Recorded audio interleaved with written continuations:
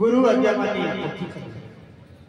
कर्म जोग धर्म धार मानी गुरु आज्ञा मानी पथ चलिले गुरु कृपा मिले जानवे धन संतुष्ट करतु श्री गुरु से गुरु संतुष्ट होइबे जबे तो हाथ धरि बात धन रे थरे बात से गुरु को आज्ञा मानी असत आज महान जागतिक सर्व चैतन्य महायज्ञ 10 वर्ष उपलक्ष्य त्रिकाल संध्यारे समस्ते से श्री गुरु चरण कमल मन को निवेश कर ध्यान करवा ध्यान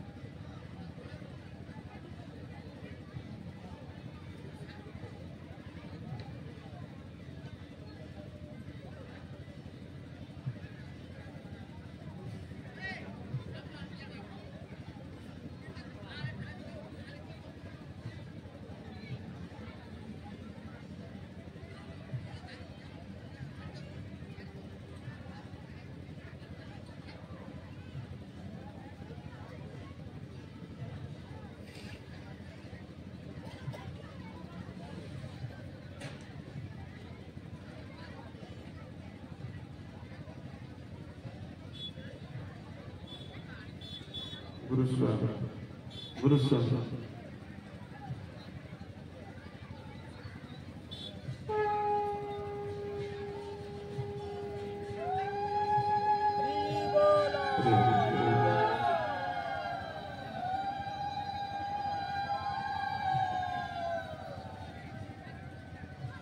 मुने पक्का धन सेदिन बचन जेदिन गर्वे थिलो भूमि पर पड़ी कहाँ छाड़ी मोर मोर कही चेताई देली हिजाई देली तथापि तो बुझुना हाँ काल सरीलानी सम्मान देलानी रही पार बाबूरे काल आसी दुआर मार खटखट कलानी निश्चय से घरे पशु अब से दिन ही तोर सब खेल सरी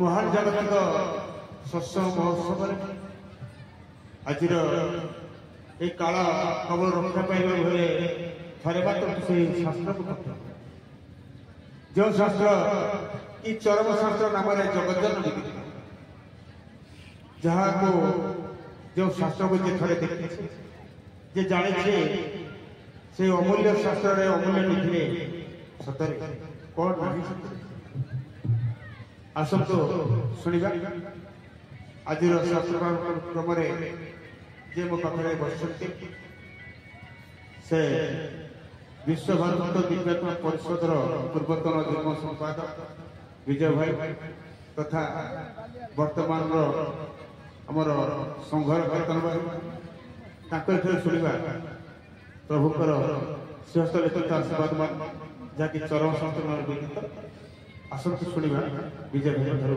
से संस्कृत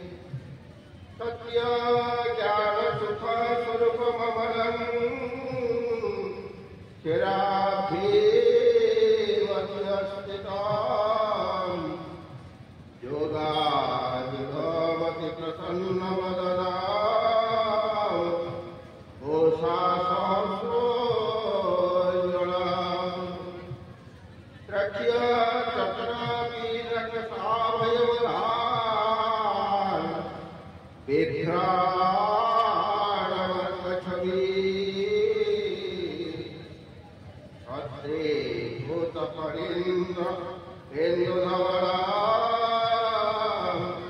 लक्ष्मी ऋषि श्रीवत्स कौस्तुभ भाषित बुधपटे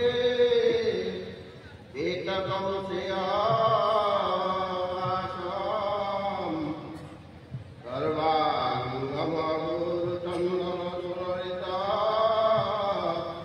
कर्पूर खण्डोज्ज्वलम् शम्भो श्रीत पद्मपादयुगलम्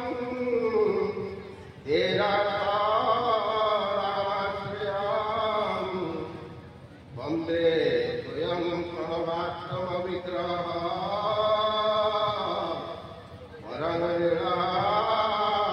वरनिरासन हरि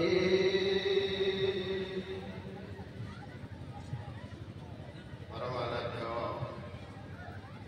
परम प्रेममय जीवन देवता भगवान श्री श्री श्री स्वामी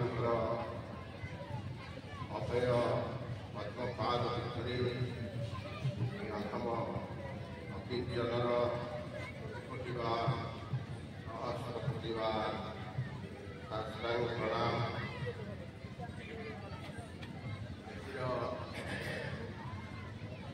बालियास्थित चैतन्य अनुष्ठान शक्ति उपलक्षे वार्षिक उत्सव पालन निमित्त उपस्थित समस्त गुरुभ्राता गुरुभगिनी अध्यात्म ब्रह्मविद्या भाई भौणी विश्वभारत दिव्यात्मा परिषद अच्युत कृष्ण ब्रह्म संघ समस्त निर्वाही कर्मकर्ता समस्त को सप्रे सश्रद्ध गुरुस्वामी प्रणाम नमस्कार।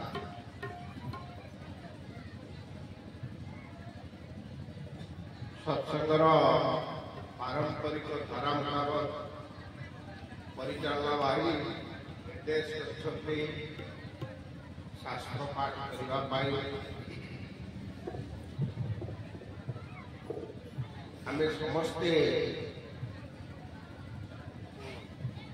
दीर्घ 1991 मसीहा ठारू 2015 मसीहा पर्यंत जो अव्यक्त पुरुषंकर लीलाशैली भाव लीला रस आस्वादन कले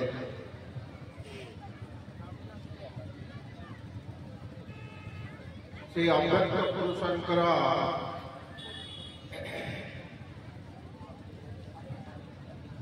अवर्तमान संघीय श्रृंखला परंपरा विधि आधारित किसी नूतन नियम धारा प्रचलन करी कार्यक्षेत्र में अवगाही हवा आम समस्त प्रथम एवं प्रधान दायित्व कर्तव्य। यही क्रम आज गोटे छोटिया कथा आलोचना करी शास्त्र पाठ जीवी जहाँ परिचालना बाहिर निर्देश अच्छी जो मैंने क्षेत्र में पहुंची संदेश पत्र धारा ग्रहण कर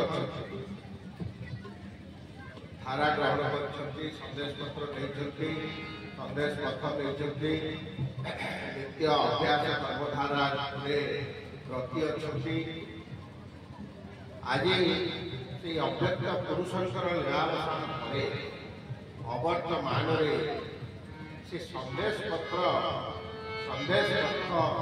एवं धारार प्रासंगिकता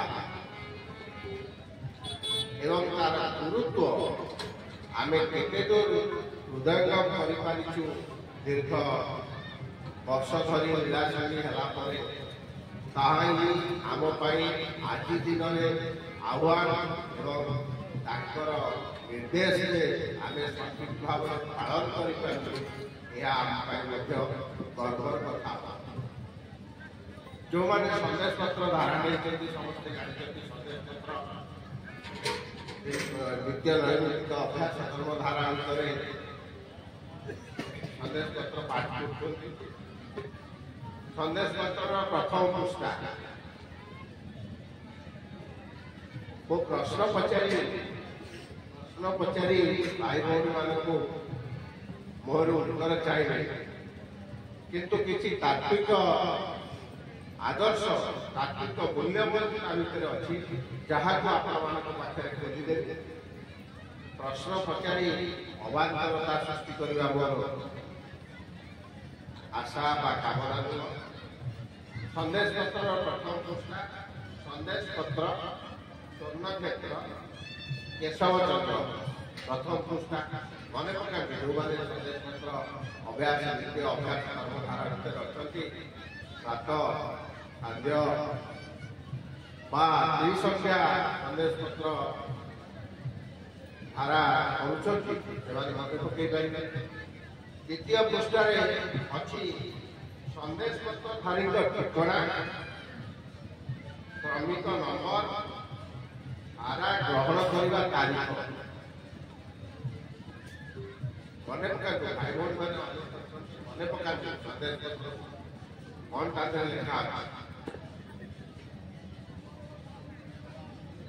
ତୃତୀୟ ପୃଷ୍ଠାରେ ଅଛି ସାଂଖ୍ୟ ଅନୁମେୟ। ସାଂଖ୍ୟ ଅନୁମେୟ ଏକ ଗୁରୁତ୍ୱପୂର୍ଣ୍ଣ ତଥ୍ୟ। ଯେତେବେଳେ ଅବ୍ୟକ୍ତ ପୁରୁଷ ଶୂନ୍ୟ ସତ୍ତାରୁ ସାକାର ରୂପ ନେଇ ଆମ ପାଖରେ ଲୀଳାସଙ୍ଗୀ ହେଲେ, ଆମ ସହିତ ମିଶିଗଲେ, ଆମକୁ ଲୀଳାସଙ୍ଗୀ ହେବାର ସୁଯୋଗ ସୃଷ୍ଟି କରେଇଲେ, ଆମର ନିଜସ୍ୱ ଭାବ ଚେତନା ଭିତରେ ତାଙ୍କର ଲୀଳାକୁ ସଂଗ୍ରହ କରିବା ଏବଂ ତାକୁ ପରିପୃଷ୍ଟ କରାଇବା, ପୂର୍ଣ୍ଣାଙ୍ଗ କରାଇବା ଆମର ମଧ୍ୟ ଦାୟିତ୍ୱ। ସେଇଥିପାଇଁ ସେ ଲେଖା ହେଇଛି ସାଂଖ୍ୟ ଅନୁମେୟ। ଅନୁମାନ ସୂତ୍ରରେ ତାଙ୍କର ନିର୍ଦ୍ଦେଶିତ ପଥକୁ ନିଜସ୍ୱ ଭାବ ଚେତନାରେ ରଖି ଅନୁମାନ ସୂତ୍ରରେ କାର୍ଯ୍ୟକ୍ଷମ କରେଇ ନିଜେ ଚଳକ୍ଷମ ହେବା ଏବଂ ଯେଉଁ ମହାନ ଇଚ୍ଛାକାଂକ୍ଷା ବିଶ୍ୱ ଭାତୃତ୍ୱ ଦିବ୍ୟାଙ୍ଗ ପରିଷଦ ଗଠନ କରିଥିଲେ, ବିଶ୍ୱରେ ଭାତୃତ୍ୱ ଭାବ ପ୍ରଚଳନ କରିବା ପାଇଁ ଯେଉଁ ଗୁରୁ ଦାୟିତ୍ୱ ଆମମାନଙ୍କୁ ଦେଇଥିଲେ, ତାକୁ ମଧ୍ୟ ଆମକୁ ସାକାର କରିବା। ତା ଦେହରେ କ'ଣ ଲେଖା ଅଛି?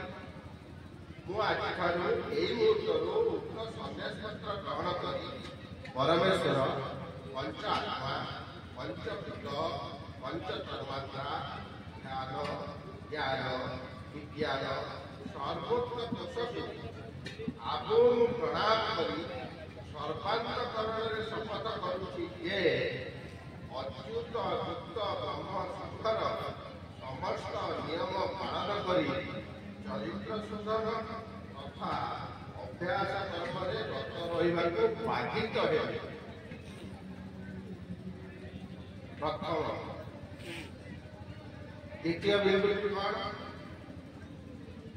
ମୁଁ ଠାକୁରଙ୍କୁ ଚାହିଁ ଆହୁରି ମଧ୍ୟ ଶପଥ କରୁଛି ଯେ ଆବଶ୍ୟକ ସ୍ଥଳେ ସଂଘର ନିର୍ଦ୍ଦେଶକ ଯେଉଁ ନିୟମ ପ୍ରଣୟନ କରିବେ ତାହା ନିର୍ବିଚାରରେ ପାଳନ କରିବି।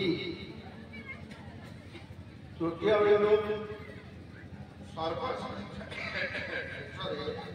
ବିବାହ ସତ୍ୟରେ ଉପନୀତ ହୋଇ କେଶବଚନ୍ଦ୍ରଙ୍କୁ ଚାହିଁ ଅଙ୍ଗୀକାର କରୁଅଛି କି ଅଚ୍ୟୁତ ଯୁକ୍ତ ବ୍ରହ୍ମ ସଂଘର ନିୟମ ନିର୍ଦ୍ଦେଶକ ତଥା ଭାଇମାନଙ୍କୁ ଅପମାନନା କଲେ ପୁରସ୍କରଣ ପାଇଁ ବାଧ୍ୟ ହେବି। ଏଇ ଯୋଉ ପୁରସ୍କରଣ କଥାଟି ଆଗରେ ଉଲ୍ଲେଖ କରାଗଲା, ଆମେ ନିଜେ ଛୁରୀ ଧରି ଆମ ବେକରେ ସେ ଛୁରୀଟି ଲଗେଇଥିଲୁ। ଆଧ୍ୟାତ୍ମିକ ଦଣ୍ଡ ଯାହା କହନ୍ତି, ସଂକ୍ଷେପ ଓଡ଼ିଆରେ କହନ୍ତି ଆଧ୍ୟାତ୍ମିକ ଦଣ୍ଡ ପୁରସ୍କରଣ। ଏଇ ଯୋଉ ନିୟମ ଅଛି ଅନୁଭୟ ଆମେ ଯାହା ଶପଥ କରୁଛୁ ତା ଯୋଉ ସାମାନ୍ୟ ବିଚ୍ୟୁତ ହେଲେ ଆମକୁ ପୁରସ୍କାର ରୋକିବାକୁ ପଡ଼ିବ। ସେ କଥା ଆମେ ଖୋଲା କରିବା ଆମେ ଶପଥ କରି ଚାଲିଛୁ। ତେଣୁ ଗୁରୁତ୍ୱ କେତେ ଆପଣମାନେ ଚିନ୍ତା କରନ୍ତୁ। ଯାହା ସେ ଆମ ପାଇଁ ଦେଇଥିଲେ ତାର ଆବଶ୍ୟକତା କେତେ ଆପଣମାନେ ଚିନ୍ତା କରିବେ। ଚତୁର୍ଥ ପୃଷ୍ଠାରେ କଣ ଲେଖା ହେଲା? ଆଦେଶ ପତ୍ର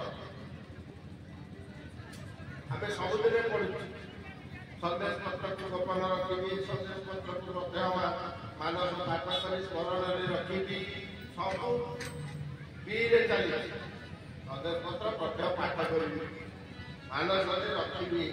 ପ୍ରତ୍ୟେକ ଅବସ୍ଥା ଭିତରେ ଦଶମଙ୍କ ନିୟମ ଗୁଡ଼ିକୁ ପାଳନ କରିବାକୁ ଚେଷ୍ଟା କରିବି। କୃତାଞ୍ଜଳି ଅର୍ଘ୍ୟ ପ୍ରଦାନ କରିବି। ଆମେ ପଢୁଛେ, କିନ୍ତୁ ବାସ୍ତବରେ କଣ ସନ୍ଦେଶ ପତ୍ରରେ ସେହା ଲେଖା ହେଇଛି? ସନ୍ଦେଶ ପତ୍ରରେ ଲେଖା ହେଇଛି କଣ? ସନ୍ଦେଶ ପତ୍ରକୁ ଗୋପନ ରଖିବେ। ସନ୍ଦେଶ ପତ୍ରକୁ ପ୍ରତ୍ୟୟ ମାନସ ପାଠ କରି ସ୍ମରଣରେ ରଖିବେ। ପ୍ରତ୍ୟେକ ଅବସ୍ଥା ଭିତରେ ଦଶମଙ୍କ ନିୟମ ଗୁଡ଼ିକୁ ପାଳନ କରିବାକୁ ଚେଷ୍ଟା କରିବେ। କୃତାଞ୍ଜଳି ଅର୍ଘ୍ୟ ପ୍ରଦାନ କରିବେ। ଏକଥା କଣ ଠାକୁର କହିଛନ୍ତି? ଏକଥା କଣ ସେ ବ୍ରହ୍ମ ସତ୍ତାରୁ ଅବ୍ୟକ୍ତ ବ୍ରହ୍ମ ସାକାର ରୂପ ନେଇ ନୀତି ବାଡ଼ି ଶୁଣେଇଛନ୍ତି? ତାହେଲେ ଏ ତତ୍ତ୍ୱଟି କାହାର? ତା ପର ପୃଷ୍ଠାରେ ସେ ଲେଖିଛନ୍ତି ସଂଘର ନିୟମ ନିର୍ଦ୍ଦେଶକ କେଉଁ ନିୟମ ପାଳନ କରିବେ ତାହା ନିର୍ବିଚାରରେ ପାଳନ କରିବେ। ଏ ନିୟମ ଗୁଡ଼ିକ ସଂଘର ନିୟମ ନିର୍ଦ୍ଦେଶକ ହିଁ ପ୍ରଚଳନ କରୁଛନ୍ତି। ଆଉ ଟିକେ ଆଗକୁ ଗଲେ ଖୋଲିଦେବି ସେ କଥା, ତତ୍ତ୍ୱଟି ଖୋଲିଦେବି। ଅସଲ ତତ୍ତ୍ୱ ଯୋଉଠି ନାଇଁ କୁହାଯାଏ ସନ୍ଦେଶ ପତ୍ରକୁ ଆଲୋଚନା କରିବା ପାଇଁ ବାଧ୍ୟ। ପଞ୍ଚମ ପୃଷ୍ଠାରେ ଲେଖା ହେଲା ସଂଘର ନିୟମାବଳୀ। କଣ? ଉଚ୍ଚ ନିଚ ଭେଦଭାବ ନ ରଖିବା। ଆମେ ପଢୁଛେ କଣ? ଉଚ୍ଚ ନିଚ ଭେଦଭାବ ରଖିବି ନାହିଁ, ଶିକ୍ଷାଗତ ଯୋଗ୍ୟତା ମାପିବି ନାହିଁ, ଲିଙ୍ଗ ମାପିବି ନାହିଁ, ଟିକାଗ୍ରସ୍ତ ହୋଇ ସଂଘ ବର୍ଜନ କରିବି ନାହିଁ। ଏହା ପଢୁଛେ, କିନ୍ତୁ ବାସ୍ତବରେ ଲେଖା ହେଇଛି କଣ? ଉଚ୍ଚ ନିଚ ଭେଦଭାବ ନ ରଖିବା, ଶିକ୍ଷାଗତ ଯୋଗ୍ୟତା ନ ମାପିବା, ଦିନ ନ ମାପିବା, ଟିକାଗ୍ରସ୍ତ ହୋଇ ସଂଘ ବର୍ଜନ ନ କରିବା, ନିଜର ଅହଙ୍କାର ପ୍ରୟୋଗ ନ କରିବା, ପଦବୀ ପାଇଁ ଲାଳାୟିତ ନ ହେବା, ବଡ଼ ଛୋଟ ବିଚାର ନ କରିବା, ଚରିତ୍ର ଗଠନ କରିବା, ଏକମୁଖୀ ହେବା, ମୈତ୍ରୀ ଭାବ ପୋଷଣ କରିବା। ଲେଖା ହେଇଛି 12, ଆମେ ପଢୁଛେ 2।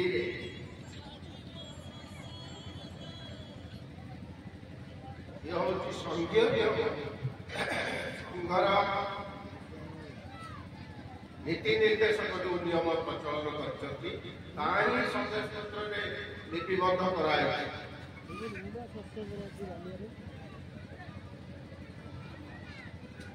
ଯେତେବେଳେ ପ୍ରାଥମିକ ଅବସ୍ଥାରେ ଏହି ନିୟମ ସବୁ ତିଆରି ହେଲା, ଏହି ନିୟମ ଲେଖା ସରିଲା ପରେ ଗୋଟିଏ ଧାଡ଼ି ତାଦେହରେ ଯୁକ୍ତ ହୋଇଥିଲା, ଯାହା ଆଜିର ସନ୍ଦେଶ ପତ୍ରରେ କଣ ସେଇଟା?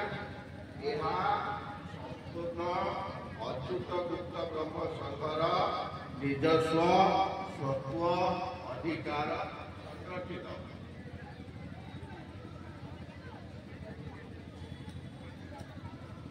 ଆମକୁ ଆଉ ଗୋଟେ କିଏ ଅଛି, ସେ ଦିଗ୍ଦର୍ଶନ ଦଉଛି।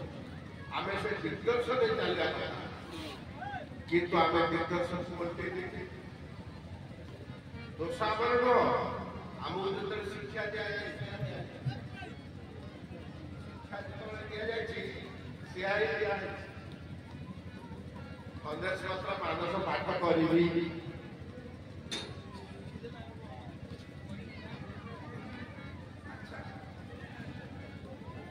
ଷଷ୍ଠ ପୃଷ୍ଠାରେ ଅଛି ସତ୍ସଙ୍ଗ ଆଚରଣ ବିଧି। ସତ୍ସଙ୍ଗ ଚାଲିଥିବା ସମୟରେ କୌଣସି ଭାଇ ମାଦକ ଦ୍ରବ୍ୟ ସେବନ କରିବେ ନାହିଁ। ପ୍ରତ୍ୟେକଙ୍କ ମଧ୍ୟରେ ନିରବତା ରକ୍ଷା କରିବେ। ଆବଶ୍ୟକ ସ୍ଥଳେ ସତ୍ସଙ୍ଗ ପରିଚାଳକଙ୍କ ଅନୁମତି ନେଇ ବାହାରକୁ ଯାଇପାରିବେ। ମତେ କୁହନ୍ତୁ କେତେ ଜଣ ଭାଇ ସତ୍ସଙ୍ଗ ପରିଚାଳକଙ୍କ ଅନୁମତି ନେଇ ସତ୍ସଙ୍ଗ କକ୍ଷ ପରିତ୍ୟାଗ କରି ବାହାରକୁ ଯାଉଛନ୍ତି? ପୁଣି ଆସି ତାହେଲେ ଆମ ହାତରେ ଯୋଉ ଛୁରୀ ଆମକୁ ଦିଆହେଇଛି ଆମେ ବେକରେ ଲଗେଇ ସେ ଛୁରୀ କଣ କରିବ? ଆମ ବେକକୁ କାଟିବ ହିଁ କାଟିବ। ସମସ୍ତ ଭାଇମାନେ ଆସନ କରି ସତ୍ସଙ୍ଗରେ ବସିବେ। ବ୍ୟଙ୍ଗ ଓ ସମାଲୋଚନାମୂଳକ କଥାବାର୍ତ୍ତା କରିବେ ନାହିଁ। ଠାକୁର ଉପସ୍ଥିତ ଅଛନ୍ତି ଏ ଭାବ ମନରେ ଆଣି ନିଜ ନିଜ ମଧ୍ୟରେ ଆଚରଣ ରକ୍ଷା କରିବେ। ଉଚ୍ଚ ଭାଷାରେ କଥାବାର୍ତ୍ତା ନ କରି ଧୀର ଭାଷାରେ କଥାବାର୍ତ୍ତା କରିବେ।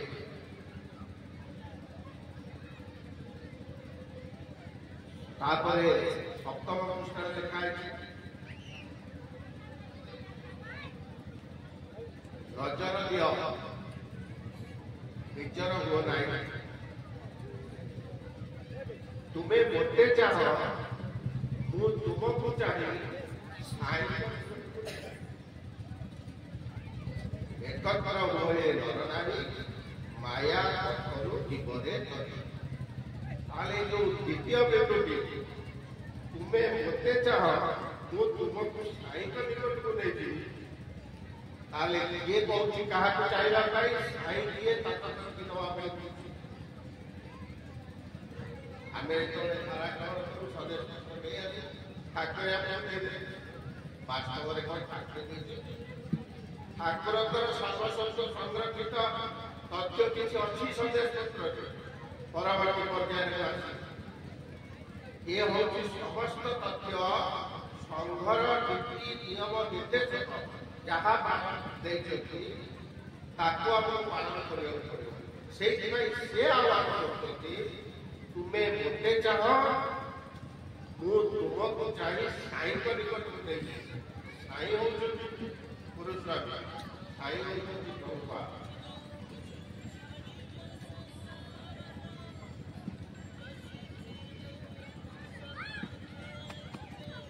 ଆମର ଗୋଟେ କଥା ଅଛି,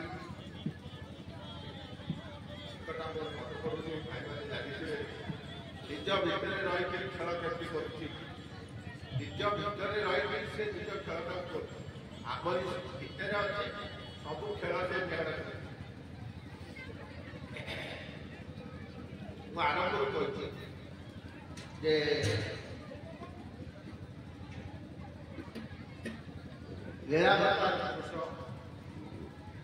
ଅବତାରୀ ପୁରୁଷଙ୍କର ଅବର୍ତ୍ତମାନରେ ଆମର ଯାହା କରଣୀୟ ତାକୁ ହିଁ ଆମକୁ ବାଧ୍ୟ କରି ଯିବାକୁ ପଡ଼ିବ। ତେଣୁ ଏହାର ଗୁରୁତ୍ୱ ଆପଣମାନଙ୍କୁ ଆସିବା ପରବର୍ତ୍ତୀ ପର୍ଯ୍ୟାୟରେ ସନ୍ଦେଶ ପତ୍ରର ପରବର୍ତ୍ତୀ ପର୍ଯ୍ୟାୟ ଯୋଉଟା ଗୁରୁ ସ୍ୱାମୀଙ୍କ ନିଜସ୍ୱ ସର୍ବସ୍ୱ ସଂରକ୍ଷିତ ଅଧିକାର। କଣ ଯେ ସନ୍ଦେଶ ପଥ, ସନ୍ଦେଶ ପତ୍ରରେ ଠାକୁରଙ୍କର କିଛି ତଥ୍ୟ ନାହିଁ। ସନ୍ଦେଶ ପତ୍ର ସଂଘର ତଥ୍ୟ, ଠାକୁରଙ୍କର ସର୍ବସ୍ୱ ସଂରକ୍ଷିତ ହେଉଛି ସନ୍ଦେଶ ପଥ। କଣ ଅଛି ତା ଦେହରେ?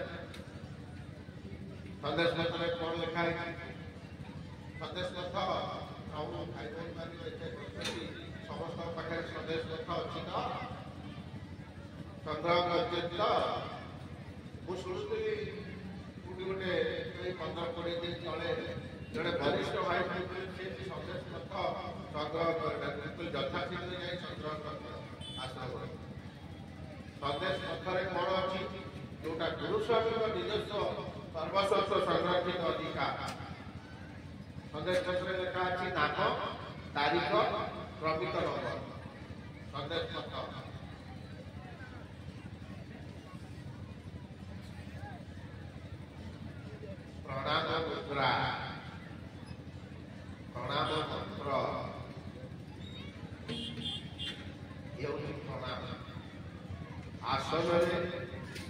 आसन मुद्रा लय ध्येय मंत्र ध्यानर समय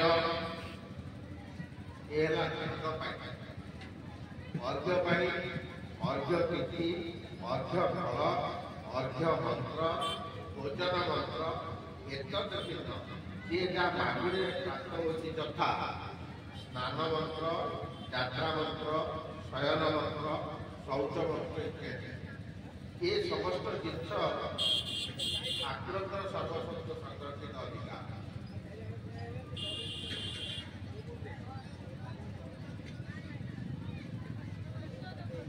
दैनंदिन कर्मधारा आ परवर्ती पर्याय दैनंदिन कर्मधारा कौन समय अंग शौच स्थान शौच आसन पूजा पूजक मान बेसी दक्ष अभ्यास कर्मधारा भाव पड़गला ध्यान संदेश पत्र पाठ अर्घ्य फल चौथ जलपान अर्घ्य फल धारण सदाचार यज्ञ अन्न व्यंजनादि प्रस्तुति अग्नि नैवेद्य भोजन मंत्र गुरु अर्घ्य प्रदान एवं तत्परे भोजन ये समस्त होती ठाकुर सर्वस्व पंचधारा नियम सदाचार नियम गृह को प्रवेश कर सत्संग घर को आसती शाखा बैठक को जाऊँगी सदाचार अंग शौच वस्त्र शौच माला तिलक अर्घ्य माला तिलक अर्घ्य अंग शौच वस्त्र शौच स्थिर आसन बसवा कथबार्ता श्रृंखला रक्षा करना आवश्यक स्थले परिचालना भाई अनुमति दे बाहर सत्संग परामर्श अनुमति ओडिया भातृत्व प्रेम अवधाई विश्व भातृत्व दिव्यात्मा परिषद बनाई सारा विश्व में भातृत्व भाव बढ़ेगा सृष्टि करने पंच प्रणाम कौन भाई भाई करुँच प्राक्टिकाली कला बेले कहला असुविधा बाहर जो मैंने न कर कड़ाकड़ी भाव कारण समयर आह्वान आम बड़े जटिल समस्या सृष्टि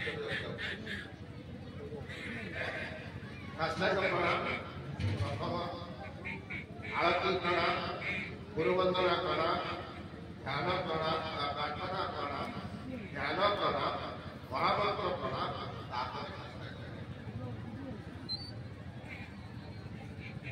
यगुड़िक हूँ गुरु स्वामी धारा जो संदेश पत्र भितर नीति नियम जाए ये समस्त मंत्र मुद्रा लय ध्येय प्रणाम ये सब ठाकुर अर्घ्य तिथि किए निरूपण कर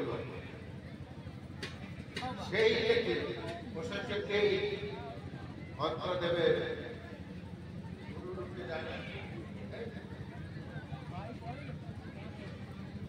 जीवन प्रसंग चिन्हिक से मंत्र दे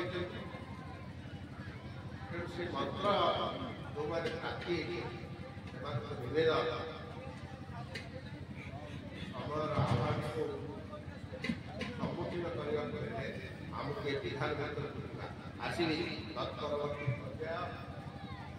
सारिबा ठाकुर ठाकुर जहाँ आलोचना नीतिबद्ध कराई धर्मशास्त्र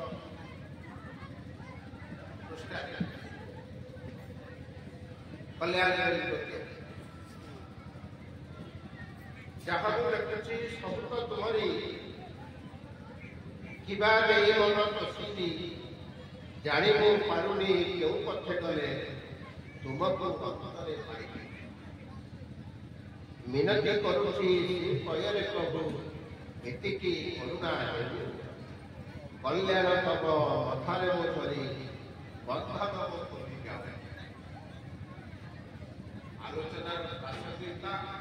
କଲ୍ୟାଣ ଭିତରେ ପତ୍ର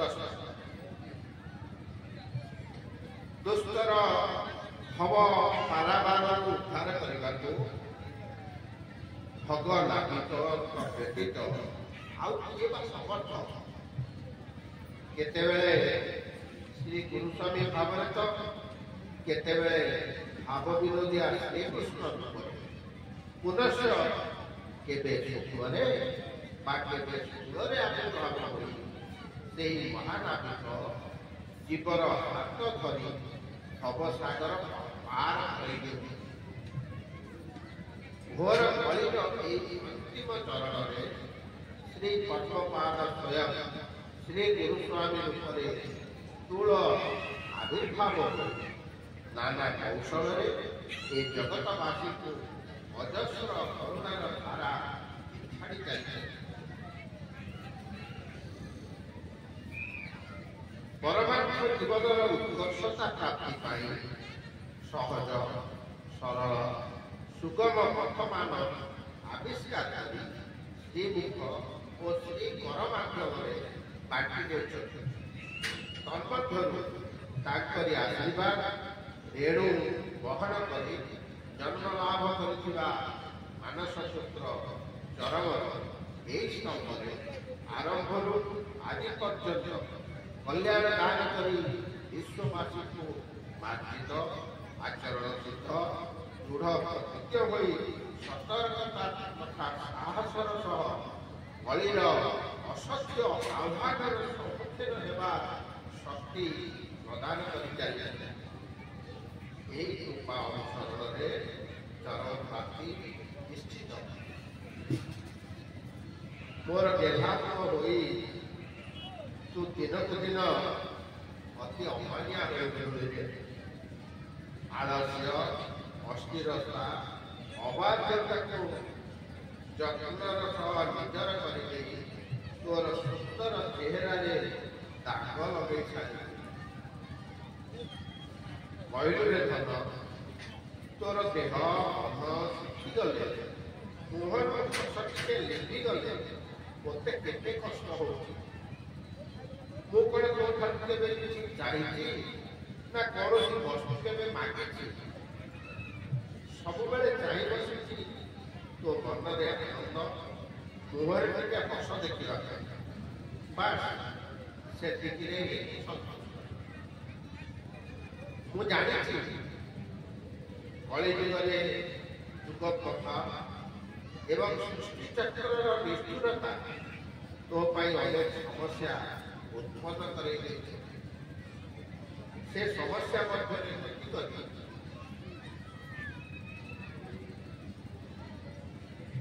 ଆନନ୍ଦ ଅନୁଭବ କରିବା ତୋ ପକ୍ଷରେ ସମ୍ଭବ ନୁହେଁ। ସେଇଥିପାଇଁ ପରା ମୁଁ ତୋତେ ଧାରା ଧରି ଦେଇଛି। ସମସ୍ତ ଅସଙ୍ଗତି ମଧ୍ୟରେ ସଂଗତି ରକ୍ଷା କରି ଚଲା ପଥରେ କଣ୍ଟା ଗୁଡ଼ିକ ଅପସାରିତ କରିବାର କୌଶଳ ବତେଇ ଦେଇଛି। ତଥାପି କାହିଁକି ଭାଙ୍ଗି ପଡ଼ୁଛୁ? ଅବିଶ୍ୱାସକୁ ମନରେ ସ୍ଥାନ ଦେଉଛୁ? ଆରେ ପାଗଳା, ମୁଁ ପୁରା ତୋ ପାଖେ ପାଖେ ଛାଇ କରି ଅଛି। ଭୟ କାହିଁକି କରୁଛୁ? ମୋ ଉପରୁ କଣ ବିଶ୍ୱାସ ତୁଟେଇ ଦେଲୁଣି ନା କଣ? ମୁଁ ବତାଇ ଦେଇଥିବା ପଥକୁ ଯଦି ପ୍ରଥମରୁ ନିଷ୍ଠାର ସହ ଅନୁସରଣ କରିଥାନ୍ତୁ ତେବେ ଆଜି କାହିଁକି ତୋ ମନରେ ଅବିଶ୍ୱାସ କ୍ରୋଧ ଅନାସ୍ଥା ଭାବ ଇତ୍ୟାଦି ପ୍ରବେଶ କରି ତୋତେ ଅସ୍ଥିର କରାଇଥାନ୍ତି? ପ୍ରଥମରୁ କହି ଆସିଛି କଳିଯୁଗର ପଥ ଅନେକ ଖସଡ଼ା। ପ୍ରତି ପଦକ୍ଷେପରେ ସତର୍କ ହୋଇ ଗତି କରିବାକୁ ହବ, ନଚେତ୍ ତୋରି ଭିତରେ ଥିବା ଶତ୍ରୁମାନେ ତୋତେ ଭାବ ଚହଲା ପଥକୁ ଠେଲି ଦେଇ ତୋଠାରୁ ଦୂରେଇ ଦେବେ। ବାରମ୍ବାର ମିଥ୍ୟା ବସ୍ତୁର ଆବଶ୍ୟକତାକୁ ତୋ ମନରେ ଭର୍ତ୍ତି କରି ତୋତେ ବିବ୍ରତ କରେଇ ଦେବେ। କାମନା ବାସନା ଅପୂର୍ଣ୍ଣାଙ୍କ ହେଲେ ମୋ ପ୍ରତି ତୋଠାରେ ବିଷ ପ୍ରୟୋଗ କରିଦେବେ। ଶେଷରେ ଭାବରୁ ଅଭାବ ପ୍ରାପ୍ତି ହୋଇ ମୋ ଠାରୁ ପୃଥକ ହେଇଛି। କିନ୍ତୁ ମୁଁ କଣ ତାହା କରେଇଲେ କି? ତୁ ମତେ ଭୁଲି ଯାଇପାରୁ, ହେଲେ ମୁଁ ତୋତେ କେବେ କଦାପି ଭୁଲି ପାରିବି ନାହିଁ। କାରଣ ତୁ ହିଁ ମୋର ଛାୟା, ଆଉ ମୁଁ ତୋର ଛାୟା। କାୟା ବିନା ଛାୟା କେଉଁଠି ରହିଛି ନା ରହିବ? ମୁଁ ଲକ୍ଷ୍ୟ କରୁଛି କେତୋଟି ବିଶେଷ କାରଣ ତୋ ମନରେ ବିଷାଦ ସୃଷ୍ଟି କରି ଅନାଶା ଭାବ ତୋଳି ଦେଉଛି। ସେଗୁଡ଼ିକ ହେଲା ଆର୍ଥିକ ଦୁରାବସ୍ଥା, ରୋଗମାଳା ଏବଂ ସମାଜରେ ଏକ ସମ୍ମାନଜନକ ସ୍ଥିତି। ମୁଖ୍ୟତଃ ଏହି ତିନୋଟି ବ୍ୟତିକ୍ରମରେ ଅସ୍ଥିର ହୋଇଯାଇଛି। ଏ ସଂକ୍ରାନ୍ତରେ ଅତୀତରେ ଅନେକ ବୁଝେଇଛି, ଏବେ ପୁଣି ଥରେ ସ୍ମରଣ କରେଇ ଦେଉଛି। ଅର୍ଥ କେଉଁଥିପାଇଁ ଆବଶ୍ୟକ? ବଞ୍ଚି ରହିବାକୁ ହେଲେ ଜଣଙ୍କର ସର୍ବନିମ୍ନ ଆବଶ୍ୟକତା ହେଉଛି ଖାଦ୍ୟ, ବସ୍ତ୍ର, ରହିବାକୁ ଗୋଟେ ସ୍ଥାନ। ଷଷ୍ଠ ଦିନରେ ଟିକେ ଜନ୍ମ ଦେଇଛନ୍ତି, ସେଇ ସମୟରୁ ତ ତୋ ପାଇଁ ଖାଦ୍ୟ, ବସ୍ତ୍ର ଏବଂ ଆଶ୍ରୟ ସ୍ଥିର କରି ପଠେଇଛନ୍ତି।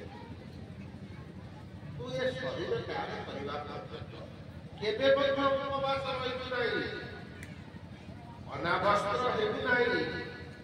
ସାଧାରଣ ଭାବରେ ଚଳିବାକୁ ହେଲେ ଯେତିକି ଆବଶ୍ୟକ ତାଠାରୁ ଯଦି ଅଧିକ ଆଶା ରଖିବୁ, ତେବେ ସେ ଆଶା ପୂର୍ଣ୍ଣ ନହେଲେ ଦୁଃଖ ଆସିବ ଏବଂ ସେ ଭାବଟି କ୍ରମଶଃ ନାନା ବାଟେ ଅହା ରୂପ ହେବ।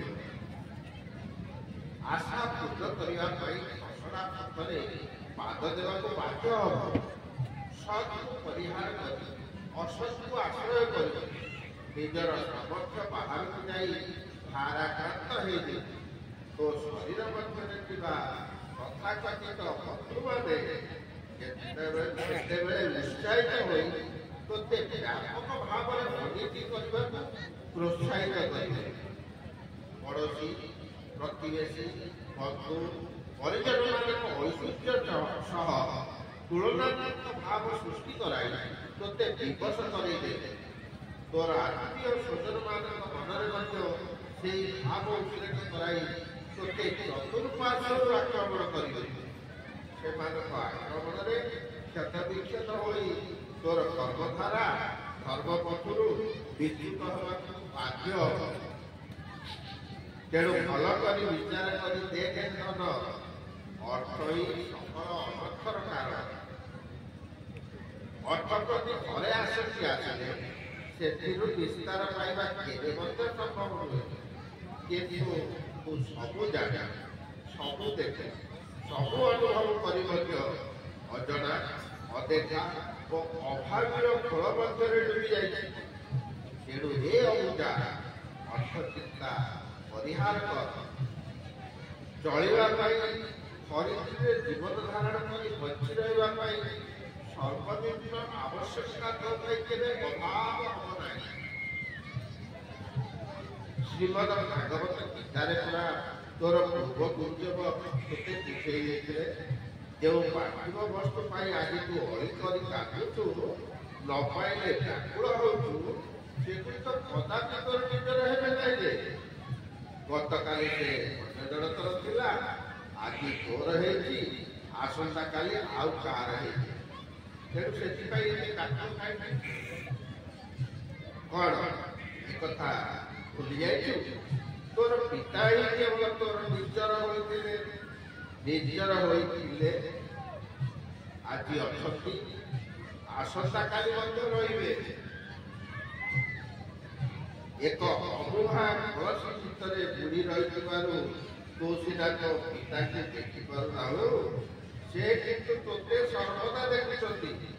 କଳସିରୁ ବାହାରକୁ ଆସିଲେ ସିନା ତାକୁ ଦେଖିବୁ।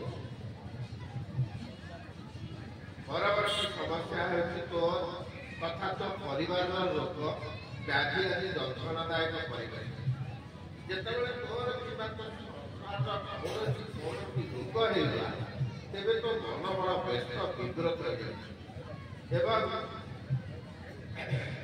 ଆଶୁ କାମନାରେ ବ୍ୟତିବ୍ୟସ୍ତ ହୋଇ ମୁହୂର୍ତ୍ତକ ମଧ୍ୟରେ ଭାବକୁ ଛିଣ୍ଡେଇ ଦେଇ ଦୂରେଇ ଯାଉଛି। ବାବୁରେ, ସେ ବିଷୟରେ ତୋତେ ମୁଁ କିପରି ବୁଝେଇବି? ଜୀବର କର୍ମଫଳ ଭୋଗ କରିବା ଏକାନ୍ତ ଜରୁରୀ। ସମସ୍ତ ରୋଗ ବ୍ୟାଧି ସେହି କାରଣରୁ ହିଁ ଆସିଥାଏ। ପ୍ରତ୍ୟେକ ବ୍ୟକ୍ତି ରୋଗ ଭୋଗ କରିବାକୁ ବାଧ୍ୟ। ପ୍ରତି ଯୁଗରେ ଥିଲା, ଏବେ ଅଛି, ଆସନ୍ତା ଯୁଗରେ ମଧ୍ୟ ରହିବ।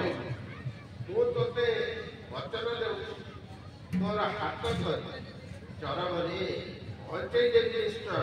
ସେଥିପାଇଁ ତୋତେ ନିର୍ମଳ କରିବା, ଶୁଦ୍ଧ କରିବା, ମାର୍ଜିତ କରିବା ମୋର କର୍ତ୍ତବ୍ୟ।